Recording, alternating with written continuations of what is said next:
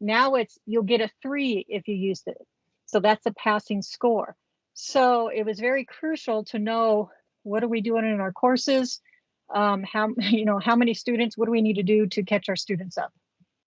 But as I got into it, it soon changed to, the problem was that I hope to resolve is to increase inclusion and active participation in monitoring the program learning outcomes. Because I found that basically a lot of our stuff, we had everything, but nothing was aligned. And so that's kind of the story you're going to hear about. And hopefully I can go. And are you getting a blinking? Or is it just, I'm seizure-y? Okay, can you see the slide? I can see the slide, but it's blinking weirdly. Very weird. Okay, so basically I'm from the College of Education, as Judy mentioned. I'm assistant professor, and I was a single subject coordinator. Now I transitions to the dean's office. And basically I learned a lot of stuff with this project, and it's on establishing a program monitoring structure. Okay, next slide, please. My purpose is to develop, was to develop a inclusive continuous improvement structure to monitor our PLOs. And basically what we use in our program is investigate, plan, act, reflect. And the reason we use that, there's many models we could use, but this is what our candidates have to learn in order to pass the assessment.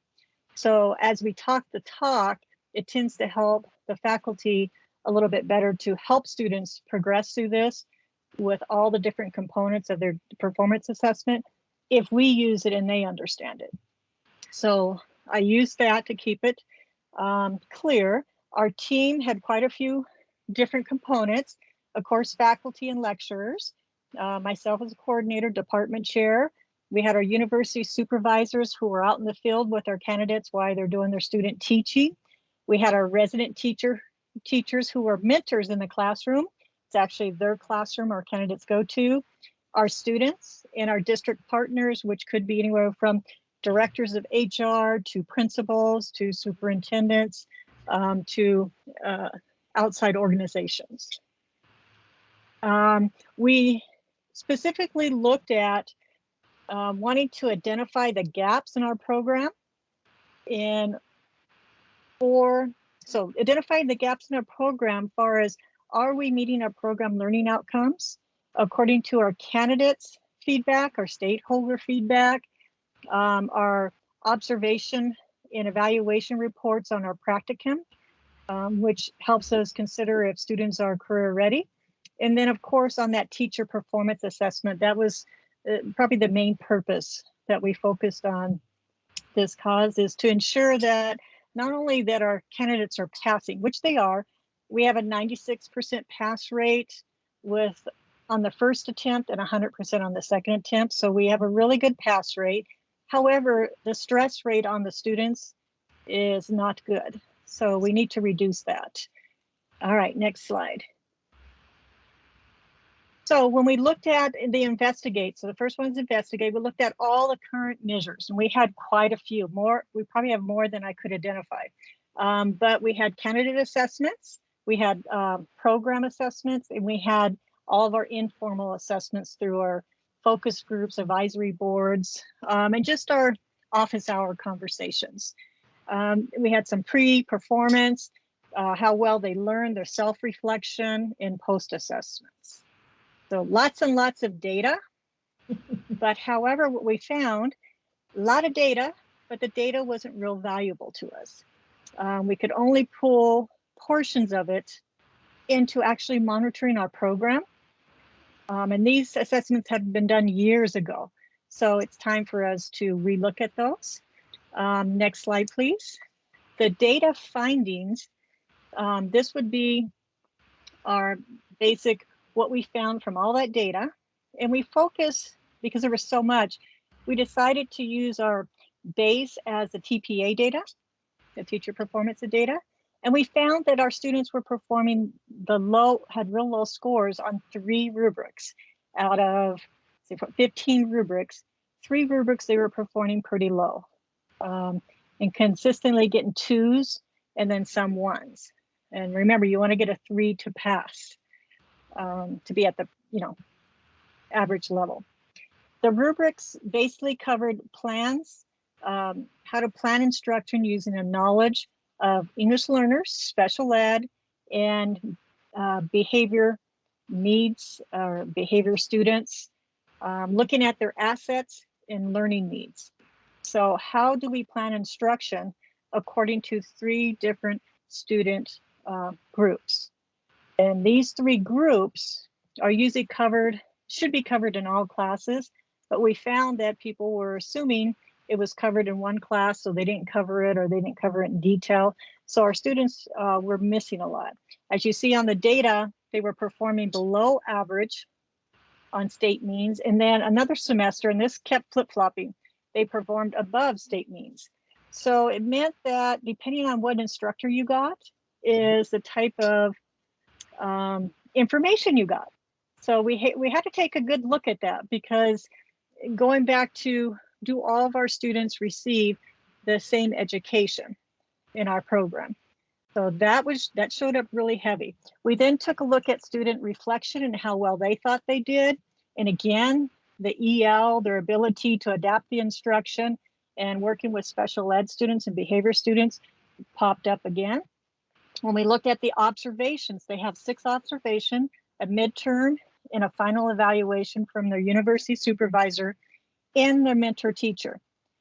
They were about 50% of our students were being ranked at a score of 3 out of 4. And this was on engaging and supporting all students. So they attempted and usually were successful, but the word usually I just didn't like, because that means we leave out a lot of students within the K-12 if we're usually successful. So I thought that was a great need. Then I dug a little bit further. 43% of the students who performed at a 3 on their first observation also performed a 3 on their final evaluation, meaning that they weren't learning from their experience in the classroom. They were too stressed out, was a lot of feedback from the students, or they didn't get enough guidance from our university supervisors, or had enough background knowledge from our courses to be successful in these areas. So that, again, pointed out a need in this area. The final thing that we found was for employers. They also stated the English learners adapting to an instruction, the special ed, and found that 71% of our candidates were only rated at the mid-range to meet the needs, not go above and beyond. So, it was not good, because ELLs are very significant in Riverside and San Bernardino. This should be our number 1 top priority to get this right. So looking at all that, basically, and this process of finding this data was done by everyone. I presented everything. We looked at it. We had, Google slides and everything, and they all brainstormed, and this is what we came up with. So the next slide, the plan. So we, again, focused on the TPA, looking at those rubrics, 3 rubric scores. We said, what is the desired outcome? Our desired outcome was to do, have the students at or above state averages. Our region, we should be above state averages, because we have the biggest need in this area. So we need to be above, but I would take at least at state averages. And then we looked at the gaps. What is causing this gap in our instructional program? And tentatively, and again, we need to really delve into this a little bit more, but we came up with assets-based instruction and reflection to inform how to, 1, identify our K-12 students' funds of knowledge, and then what do we do with it within our courses? The other part was adapting and supporting and monitoring the English learners, special ed, and behavior students. We weren't covering assessments well when we got talking in our program. just a beginning level. So basically, when we looked at those two, we brainstormed, we decided what can we do? What's some of the instructional changes? And we look at this, we thought about we need to do more case studies, give a more practical situation, what's going in the classroom, and then we need to get them in the classroom. During COVID, it was almost impossible to get our students in the classroom for early field work. That's the time they go in and observe other teachers. They had to watch videos, which just don't cut it. So we're developing a residency program is coming out of this. We have 3 of them going right now, trying to get it in before the 14th of February. The other thing that we looked at is how do we intentionally incorporate these into our classrooms, into our courses, into our syllabus, into what do we need to do? So next one, please. We took a look and we established a goal. So we looked at our first PLO, which is engaging and supporting all students in learning. This is aligned with the state standards. So it's for our accreditation, everything we need to do this goal and show progress in it. So we came up in order to accomplish this and to meet the needs of teacher performance assessment, how do we do this by focusing on universal design for learning? Half of our staff knew exactly, everybody knew the term, half probably knew a little bit, and only a few really understood it. So that was a good place to start, since our candidates will need this in order to pass teacher performance assessments.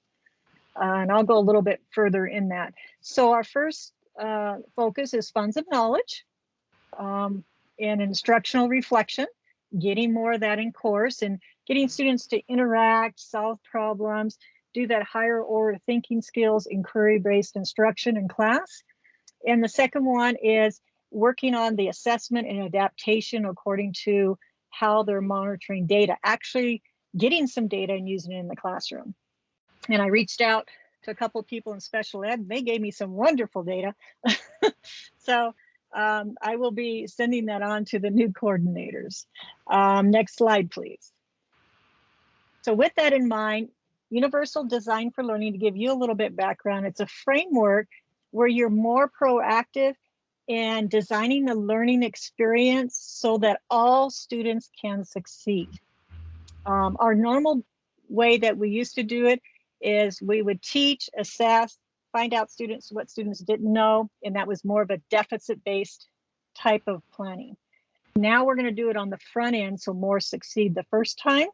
And when you look at this, it talks about we need to change our learning environment, not put the blame on the students. This is not about the student. It's about how we design our classrooms, how we instruct them, that support. Everything in our classroom is what we can control as educators. So how do we do that on the front end? It's brain-based science and very evidence-based and educational practice. 3 areas: engagement, it talks about the why students will learn, succeed, engage. Representation has to do with that assessment. How many different multiple ways are we assessing student learning? Are we just giving them multiple test question? Are we having them redo, not letting them fail? What are we doing? We need to model what we want our students to do in the classroom. And then action and expression, the how of learning. So what are those best strategies to engage an English learner student versus a special ed student versus a GATE student? All right, next slide. So we got to that point. Now I'm turning it over to our 2 new coordinators, and they're actually planning for the fall. They will be working on the program and aligning it, but the first step we need to do is basically revise all surveys to measure our program learning outcome, so we get clean data and relevant data. So with my new role, I will be working with our data expert to be able to do that, and the other coordinators, because it doesn't make sense. We had all those surveys and I could hardly find enough good data. The next one is what the coordinators will be working on, evaluating the semester courses, because we haven't done that since we went to quarter to semester. And look at setting up a matrix, not only for the teacher performance expectations, but also for UDL skills. Where are we covering it? What components are we covering in each class? We need to be more alert and aware of what we need to monitor in each class. Provide more training to develop everybody's skills and understanding. Revise course content to support the UDL, and establish course learning outcomes that are measurable. We have them, but half of them are not measurable with the assessments or signature assignments. Establish a semester stakeholder protocol. So not only are we getting feedback from our stakeholders, but they're looking at the data, letting them know their expertise, what we might be able to change in our practices. And then, of course, revising our program meetings.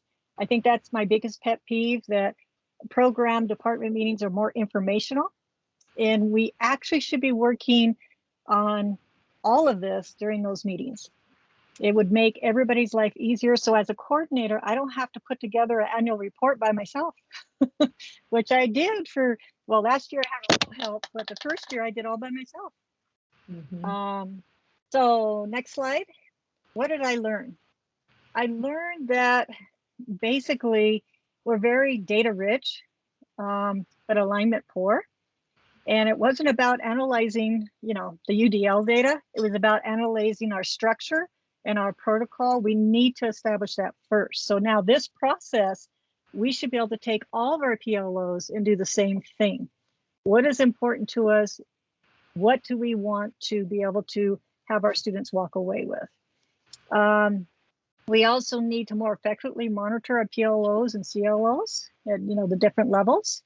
And we need to collect usable data and keep that going within our meeting structures every month, not once a year.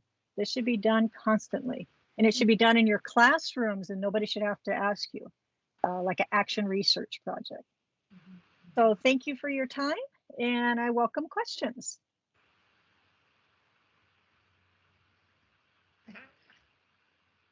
Oh my gosh, Becky, you just made me so unbelievably happy right now.